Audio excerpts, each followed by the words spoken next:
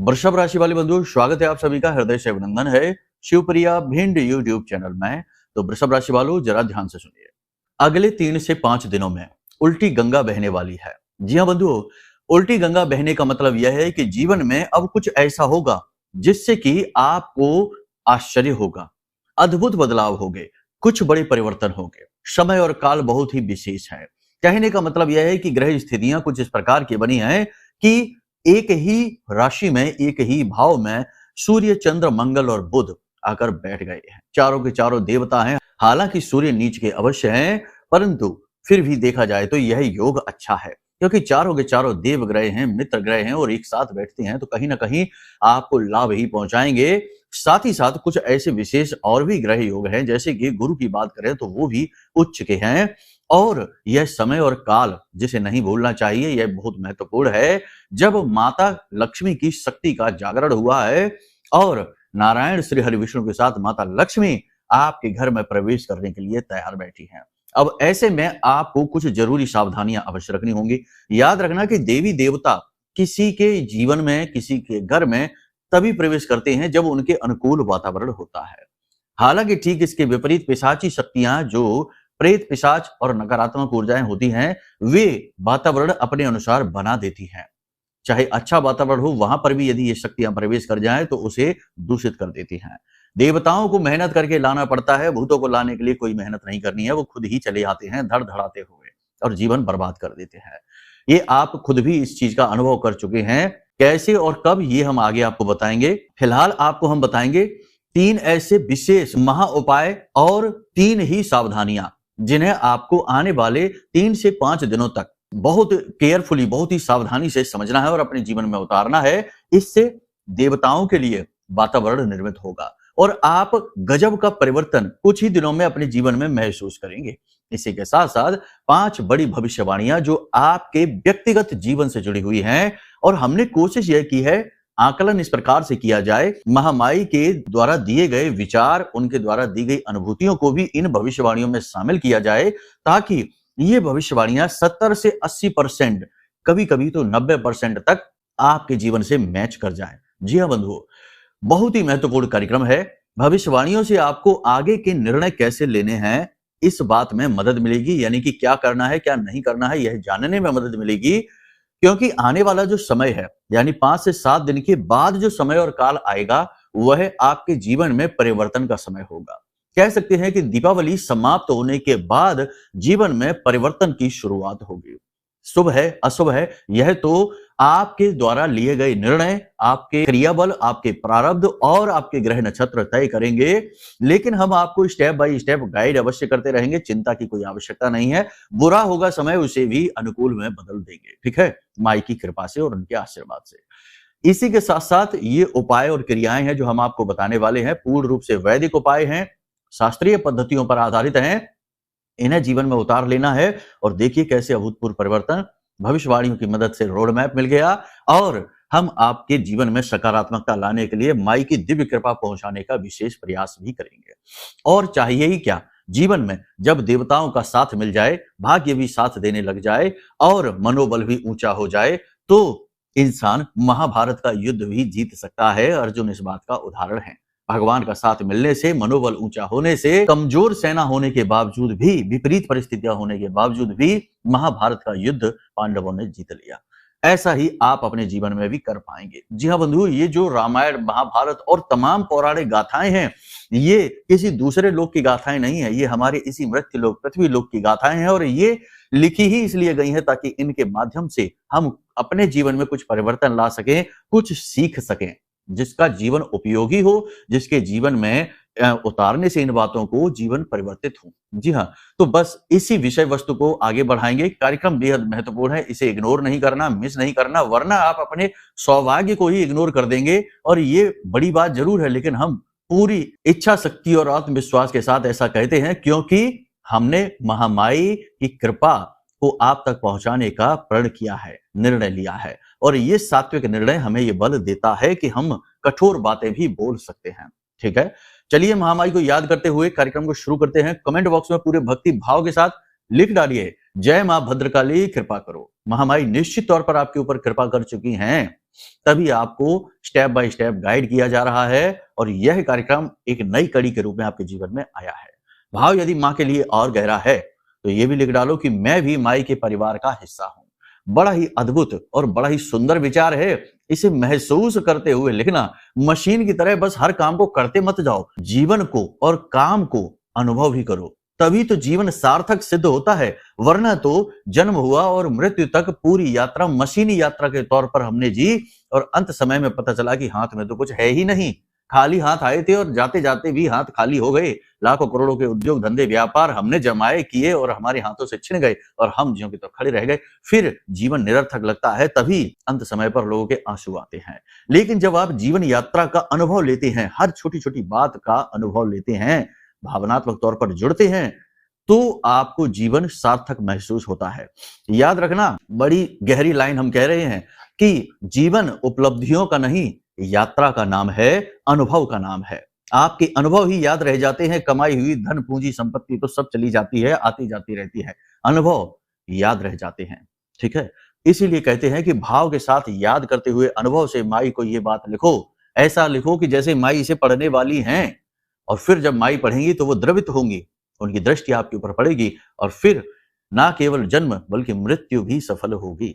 ठीक है, चलिए बंधुओं, अपने मूल विषय को शुरू करते हैं। बात करते हैं भविष्यवाणियों की, फिर बात करेंगे उपाय और क्रियाओं की। जय माई की। बंधुओं, ज्योतिष और तंत्र विद्या के क्षेत्र में आचार्य अमित एक जाना माना नाम है।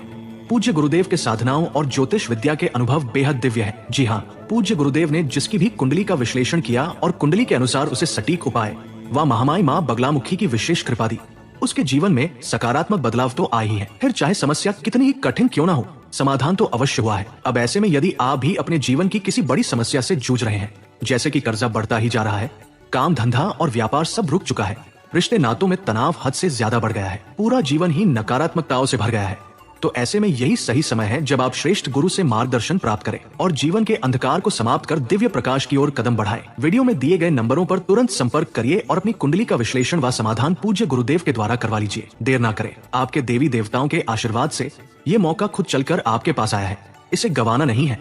अभी फोन करें और गुरुदेव से मार्गदर्शन प्राप्त करें। महामाई आपका कल्याण करें। धन्यवाद। सबसे पहले आपको हम बता दें कि आपका जो आने वाला समय है, यह परिवर्तन का समय है, खास समय है। इस समय में आपको 3-4 नियम हैं जो अपने जीवन में उतारने हैं आज से ही, इसी समय से। सबसे पहला नियम यह है कि आपको हर हाल में पॉजिटिव रहना है। ठीक है, शिकायतें नहीं करनी है, अपने दुख तकलीफों का बखान नहीं करना है। कड़वा है लेकिन इस कड़वे घूंट को आपको पी जाना है। किसी के सामने दुखड़े नहीं रोना है, पॉजिटिव रहना है। आने वाला समय बहुत ही अच्छा है, इस बात का मजबूती से भाव अपने मन में उत्पन्न कर लेना है और देवी देवता आपके साथ हैं, इस बात का भी आपको भरोसा अपने मन में उत्पन्न करना होगा। पूजा पाठ अनुष्ठान करेंगे, भक्ति करेंगे, उपाय करेंगे और इनके लाभ और अनुभूतियां भी आप अनुभव करेंगे। जीवन की निरर्थकता आपको व्याकुल करेगी।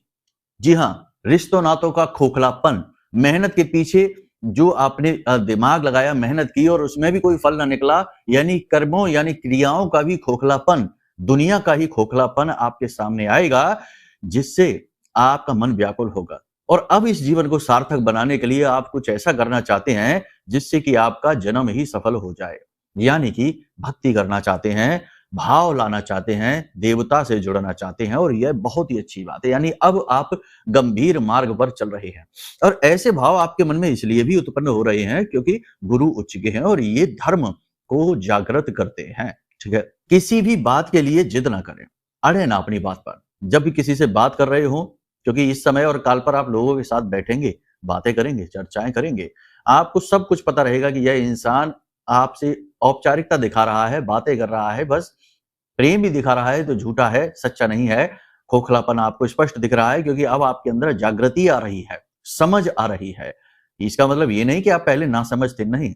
दुनियादारी की समझ होना अलग बात है और एक आध्यात्मिक समझ होना अलग बात है। यह धीरे धीरे जीवन के कठोर अनुभवों से ही आती है।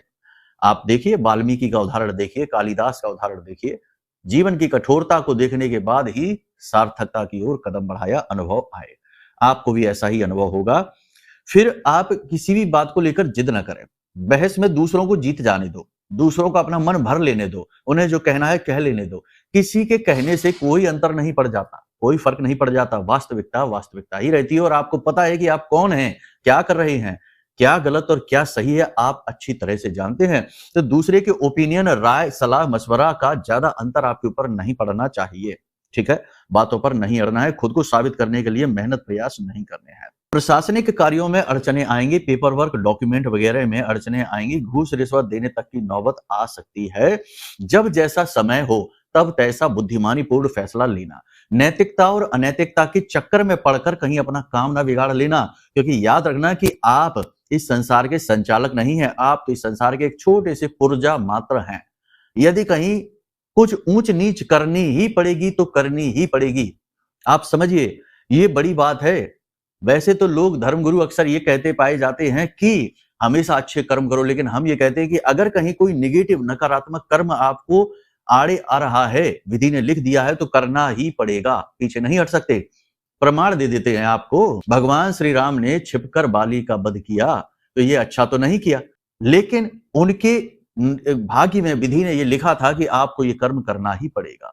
अर्जुन ने अपने रिश्तेदारों के ऊपर ही बाण चलाए, उन्हें ही प्राण पखेरु किया, लेकिन अच्छा तो नहीं किया, नैतिकता के नाते देखे, लेकिन तब भी ये समय की मांग थी। तो ऐसे ही हम आपसे कह रहे हैं कि जो समय की मांग हो उसके अनुसार निर्णय लेना, अच्छे बुरे के फेर में पड़कर कहीं अपना काम ना खराब कर लेना। जी हाँ, अब एक सबसे महत्वपूर्ण बात, भरोसा केवल स्वयं पर करना है, दूसरों पर नहीं करना। जैसे ही करेंगे धोखा मिलेगा। मन में थोड़ी बहुत निराशा आपको रह सकती है, क्योंकि आप वो चीजें जान गए हैं इस संसार के बारे में जो कि सामान्य तौर पर लोग नहीं जानते हैं, यानी कि कड़वाहट बाहर आ चुकी है संसार की।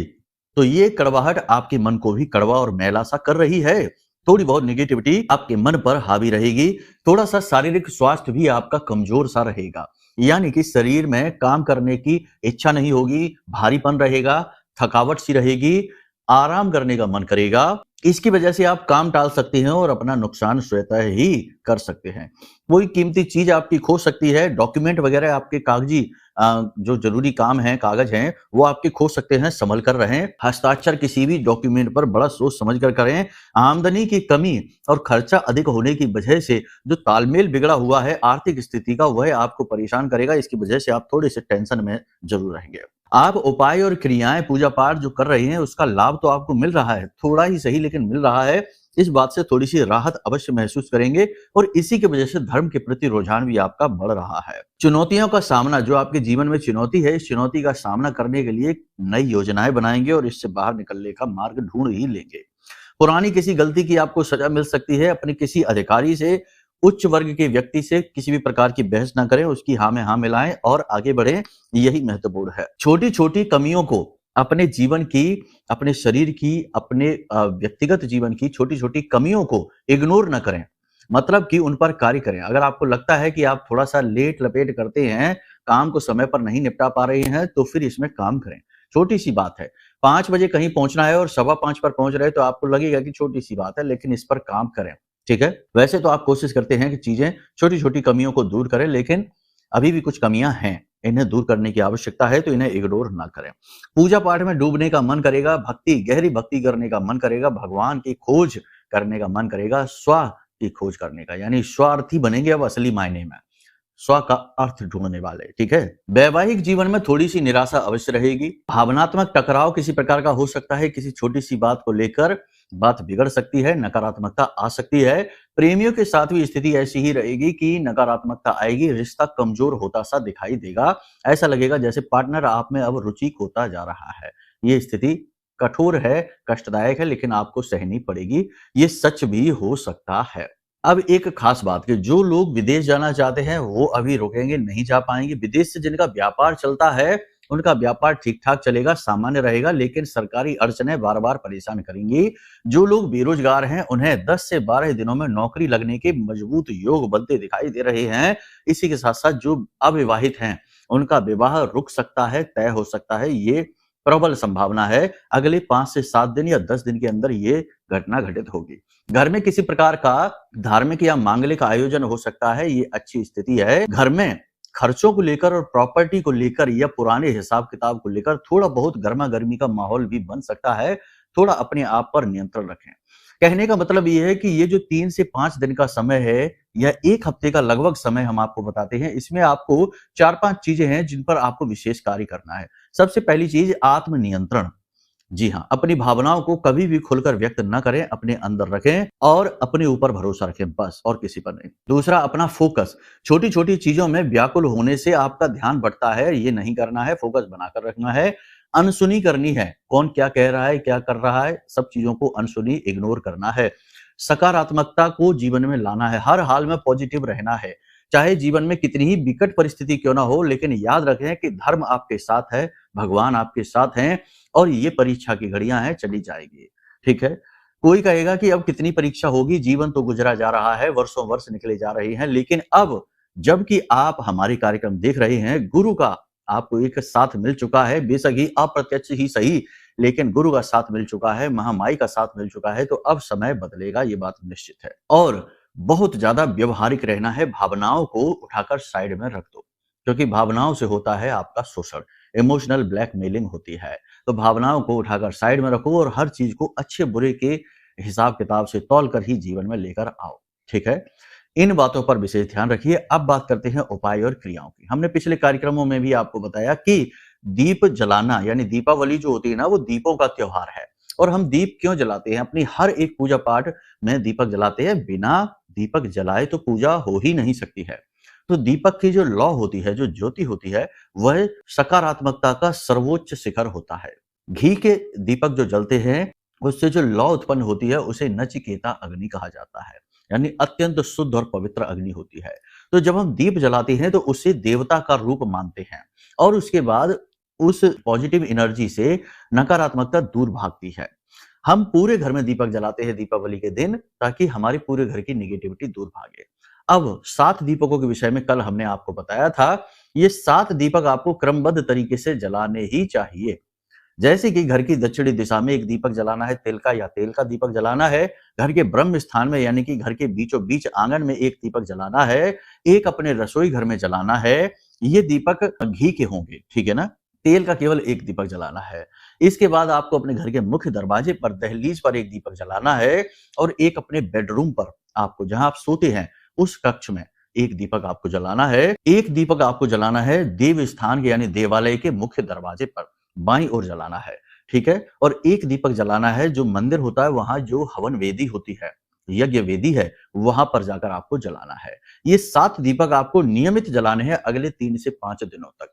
प्रतिदिन आप जलाइए। इन दीपकों में आपको छोटी-छोटी थोड़ी बहुत चीजें भी हमने बताई थी, इन चीजों का भी प्रयोग करना है। जैसे कि जो आप यम का दीपक जलाएंगे, दक्षिणी दिशा में जो दीपक जलाएंगे वो यम का दीपक है, ठीक है? पितरों का नहीं है। यम का दीपक जलाएंगे, काले सफेद तिल डालेंगे। जो अपने आंगन में दीपक जलाएंगे उसमें लौंग का एक जोड़ा डालेंगे। जो रसोई घर में दीपक जलाएंगे उसमें इलायची, एक इलायची डालेंगे। जो मुख्य दरवाजे पर दीपक जलाएंगे उसमें भी लौंग का एक जोड़ा डाल सकते हैं आप। और अपने बेडरूम में जो आप दीपक जलाएंगे उस दीपक में थोड़ी सी पिसी हुई हल्दी डालनी है, थोड़ी सी जरा सी। इस प्रकार से आप व्यवस्थित दीपकों को जलाना प्रारंभ करिए। ये बहुत बड़ा प्रयोग है। इसको करने से आपको बहुत सारे पॉजिटिव रिजल्ट मिलेंगे और सबसे बड़ी बात कि आप अपने आप में ही पॉजिटिविटी को महसूस करेंगे, ठोस परिणाम आपको मिलना शुरू हो जाएंगे। ठीक है? दूसरा कार्य, आपको अचानक से मुसीबतों से छुटकारा पाने के लिए, अचानक से जीवन में गति लाने के लिए एक बड़ा उपाय है जो हम आपको बता रहे हैं। इसे भी आप करके देखिए। ये समय और काल बहुत अच्छा है। इस समय और काल पर ये उपाय बहुत जल्दी फलित हो जाता है। ठीक है? तो इसके लिए आपको क्या करना है, एक कटोरी खीर लेनी है, ठीक है ना? पहले तो खीर लें, एक कांच की शीशी लेनी है और उसके अंदर इत्र भरा हो, यानी इत्र गुलाब का हो सकता है, केवड़ा का हो सकता है, इत्र भरा हो। इत्र भरना है। भोजपत्र का एक कागज लेना है। उस भोजपत्र के कागज पर आपको जो चाहिए, जो इच्छा चाहिए, यानी कि कर्जे से मुक्त होना है तो लिखिए कि हमें कर्जे से मुक्त करिए भगवान। ठीक है? यदि पति पत्नी के बीच विवाद है और प्रेम संबंध बनाना चाहते तो अपने पति का नाम लिखिए और कहिए कि इनके मन में हमारे लिए प्रेम जगाइए भगवान।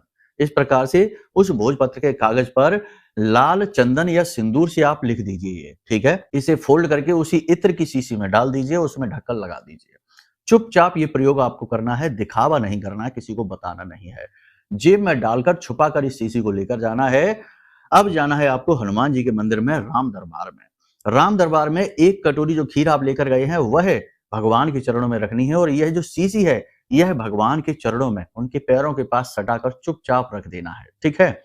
और खीर जो है ना वहीं भगवान को चढ़ा देनी है और थोड़ी देर बैठकर ओम नमो भगवते वासुदेवाय इस मंत्र का यानी द्वादशाक्षर मंत्र है, महामंत्र है ये। इस मंत्र का उच्चारण 10 से 15 मिनट करना है। फिर इस खीर को भगवान का प्रसाद समझकर वापस लेकर आ जाना है, स्वयं भी खाना है और घर के लोगों को भी खिला सकते हैं। बच्चों को खिलाएं तो सर्वश्रेष्ठ परिणाम प्राप्त होते हैं। ठीक है, इन क्रियाओं को आप करिए, ये समय बहुत महत्वपूर्ण है। इस समय पर इन क्रियाओं को करने से आपको बड़े लाभ मिलेंगे। गलत कार्य नहीं करने हैं, ये याद रखना है। शराब नहीं पीनी है, मांसाहार नहीं करना है, झूठ नहीं बोलना है, किसी का अपमान नहीं करना है, नैतिकता के नियमों का पालन करना है। और सबसे बड़ी बात कि कभी कभी कुंडली के दोष ऐसे कठिन होते हैं कि जीवन में उन्नति आने ही नहीं देते हैं। तो इसके लिए सबसे बड़ा फैसला लीजिए, अपनी कुंडली का आकलन कराइए।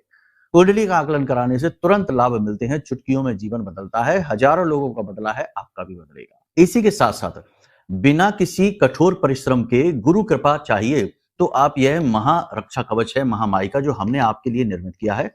इसके बड़े ही शक्तिशाली परिणाम प्राप्त हुए हैं। लोगों के जीवन में बहुत पॉजिटिविटी आई है और उनके बिगड़े से बिगड़े काम बनने शुरू हो गए हैं। अनुभव इसके हजारों हैं हमारे पास में, सबको बताने बैठेंगे तो पूरा दिन इसी में निकल जाएगा। आप एक काम कर सकते हैं कि इस महारक्षा कवच को ऑर्डर कर सकते हैं, साथ ही साथ अपनी कुंडली का भी आकलन करा सकते हैं। दोनों कार्य एक साथ करेंगे तो कुंडली के दोषों के अनुसार उपाय मिल जाएंगे, साथ ही देवी की सीधी कृपा आप तक पहुंचेगी और यह सिद्ध रक्षा कवच आपको हर प्रकार की नेगेटिविटी से बचाएगा, किए कराए टोना टोटका से बचाएगा। फिर देखते हैं कि कैसे आपका उद्धार नहीं होता, कैसे परेशानियों से मुक्ति प्राप्त नहीं होती है। ठीक है, तो निर्णय आप लीजिए। हम आपके जीवन में दैवी कृपा लाने के लिए और आपके जीवन को सकारात्मक बनाने के लिए पूर्ण रूप से तैयार हैं, तत्पर हैं। जो भी प्रश्न आपके मन में उठे उसके लिए नंबर वीडियो में दिए गए हैं, इन नंबरों पे फोन करिए, आपको सारी जानकारी प्राप्त होगी। ठीक है, प्रेम से बोलिए जय माई की, जय मां बगलामुखी। हमारे प्रिय और परम पूज्य आचार्य जी ने अपनी साधनाओं के अनुभवों पर आधारित शक्तिशाली उपाय और क्रियाओं के माध्यम से हजारों लोगों के जीवन को पूरी तरह से बदला है।